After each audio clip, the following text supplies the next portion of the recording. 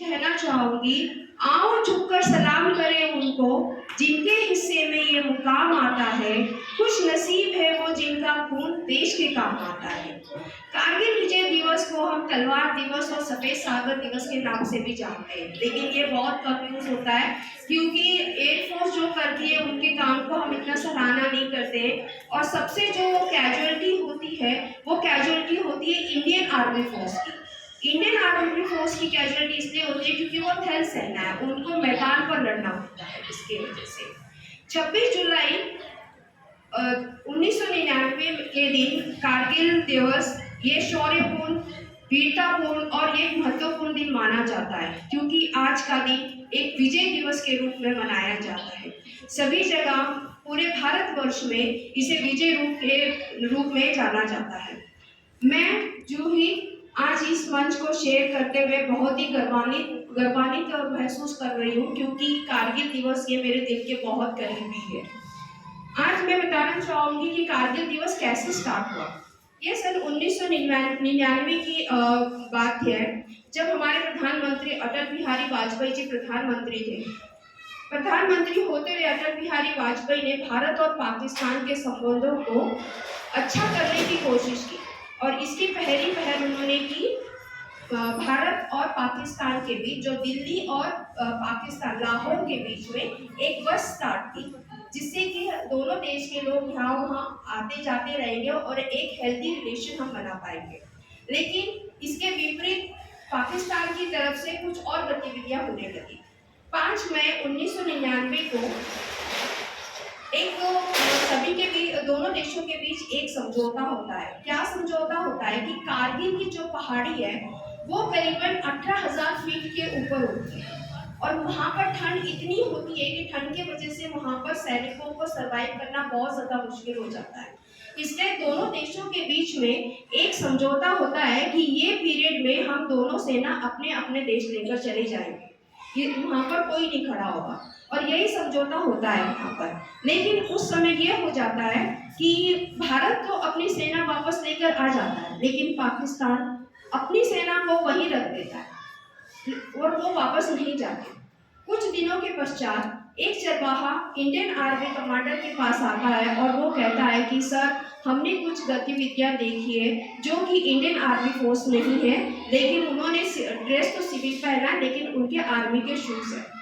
तो जब कमांडर को पता चलता है तो कमांडर लेफ्टिनेंट सौरभ कालिया और उनके साथ में कुछ 8-10 सैनिकों को भेजते हैं और उनको कहते हैं कि जाकर पता करवाओ। वो जैसे ही वहाँ पर जाते हैं तो सौरभ कालिया, लेफ्टिनेंट सौरभ कालिया इनफैक्ट, तो वो जब जाते हैं तो वो लौट कर ही नहीं आते। 10-12 दिन गुजर जाते हैं और जब कमांडर को पता चलता है कि अब तक हमारे सैनिक वापस लौट कर नहीं आए तो वो उनके कैप्टन अमित इनको दूसरी टुकड़ी के साथ में फिर से भेज देते हैं कि जाओ पता करो हमारे सैनिकों का क्या हुआ है। कैप्टन अमित जैसे ही पहाड़ी पर जाते हैं तो वो वहाँ का नज़ारा देख के समझ जाते हैं कि ये कोई साधारण घुसपैठिए नहीं है, ये बहुत बड़ी संख्या में बहुत कुछ बड़ा करने वाले हैं। तो वो 3-4 सैनिकों को अपने साथ लेकर वहाँ पर रुकते हैं और बाकी के सैनिकों को कहते हैं कि जाके कमांडर को बता दो, कोई यूनिट को भेजो और हाई अलर्ट वहाँ पर जाहिर करते हैं। इसी बीच 14 मई के दिन कैप्टन अमित जाते हैं कारगिल के, जो कि 18,000 फीट के ऊपर होती है। वहाँ पर ऊपर तो पाकिस्तानी सैनिक है जो कि बहुत आराम से इंडियन आर्मी को वो टारगेट कर सकते थे, लेकिन इंडियन आर्मी के लिए ये बहुत ही डिफिकल्ट था कि इतनी ऊंचाई पर वो किसी भी तरह से हमला करें। ऐसे होते होते कुछ दिन बीत जाते हैं और वो लड़ाई शुरू हो जाती है वहाँ पर। लेकिन इस लड़ाई में हम ये जानते हैं कि हमारी भारतीय सेना तो शामिल थी, लेकिन इस लड़ाई में मेन जो रोल अदा किया है वो हमारी नेवी ने अदा किया है।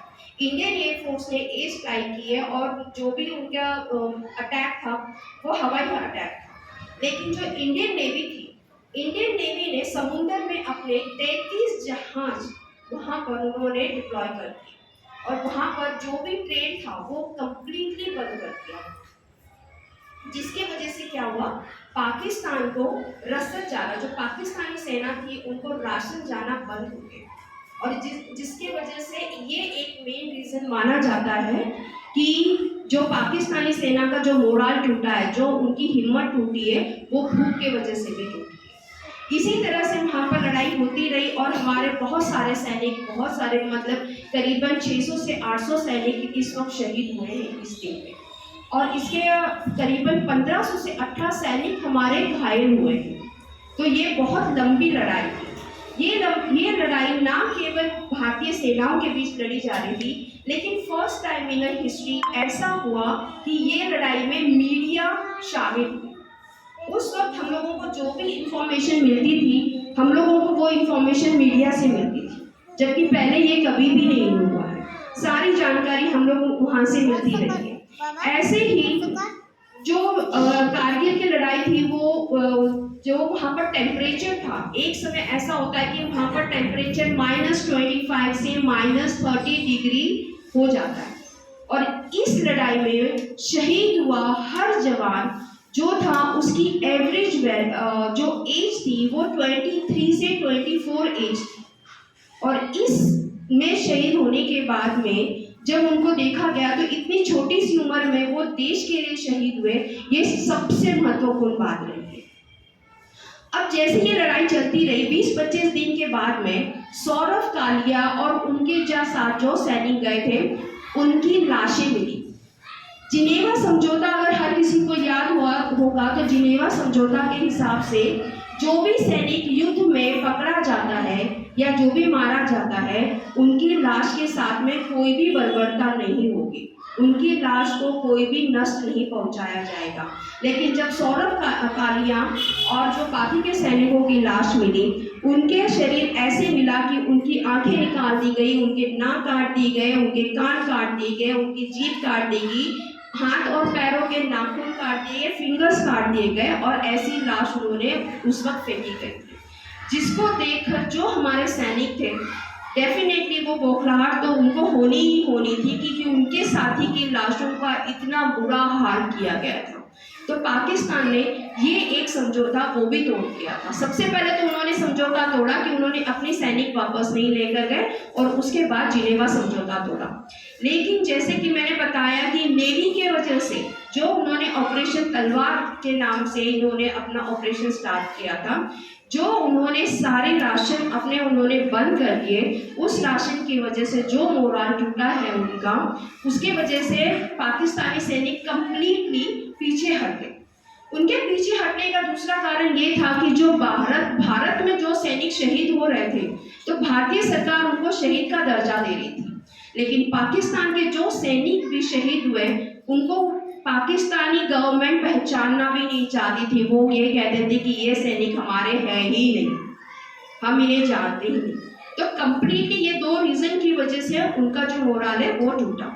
5 जुलाई 1999 के दिन, क्योंकि ये सब होने के कारण 5 जुलाई 1999 के दिन पाकिस्तान ने जंग खत्म करने के लिए अनाउंसमेंट कर दी कि भाई हम लोग कभी जंग खत्म करने वाले हैं, और उन्होंने 14 जुलाई को अपनी सेना बुला ली कि चलो अभी हमको जंग नहीं करनी। 26 जुलाई 1999 तक भारतीय सेना ने चप्पे चप्पे से पाकिस्तानी सेनाओं को खदेड़ कर 26 जुलाई को हमने कारगिल विजय प्राप्त की। कारगिल ये एक जगह है जहाँ पर ये युद्ध हुआ, जबकि ये कारगिल का युद्ध नहीं है, ये 0.5140 और हमारी टाइगर हिल है, ये उसका युद्ध था, कारगिल का युद्ध नहीं है। तो इस युद्ध में जो भी शहीद हुए, उनमें सबसे पहला नाम आ रहा है सौरभ कालिया, जो कि लेफ्टिनेंट थे। सौरभ कालिया की डेथ जो उनकी लाश के साथ हुआ, मेन रीजन युद्ध का जब आगे बढ़ा है और जो हमारे सेनाओं को मोटिवेट किया है, वो लेफ्टिनेंट सौरभ कालिया की जो लाश के साथ बर्बरता हुई, उसके कारण हुआ कि इन्होंने हमारे अभी सैनिकों का ये हाल किया, तो डेफिनेटली अब हम उनका बुरा हाल करेंगे। तो इसमें सबसे पहला नाम आता है कैप्टन विक्रम बत्रा।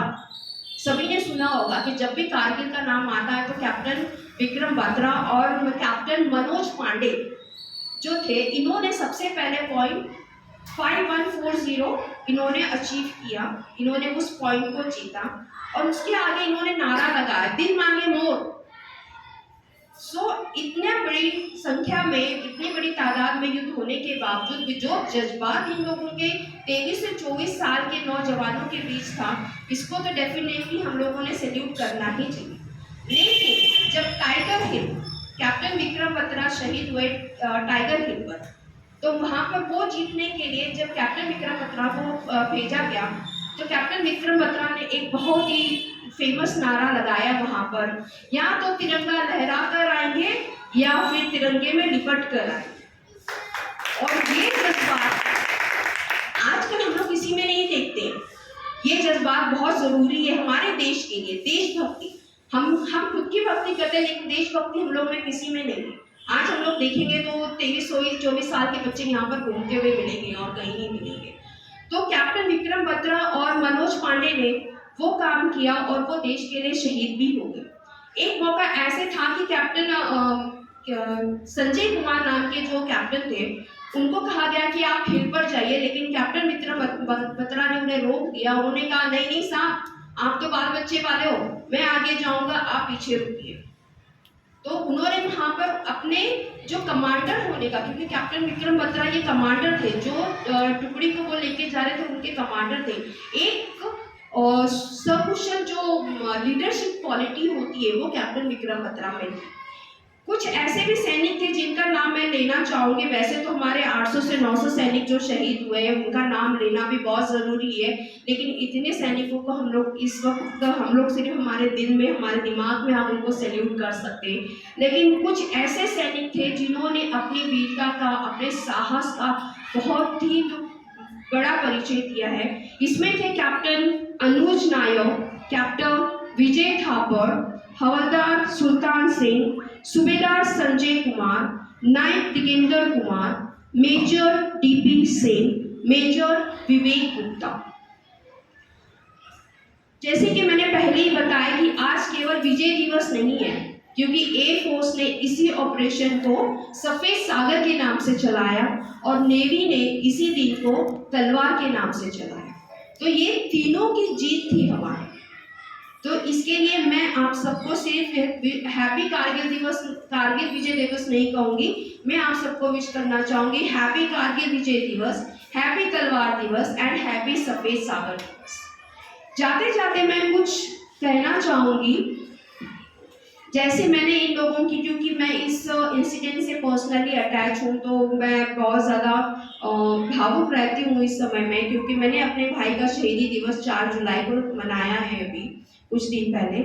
तो मैं अपने आप को यहाँ पर रोक नहीं पाती हूँ कभी भी, ये कहते हुए कि दुनिया करती है जिसे सलाम, दुनिया करती है जिसे सलाम, वो है मेरे भारत का सैनिक महान, रणभूमि में दुश्मन को चटाए धूल, वो है भारत का वीर जवान।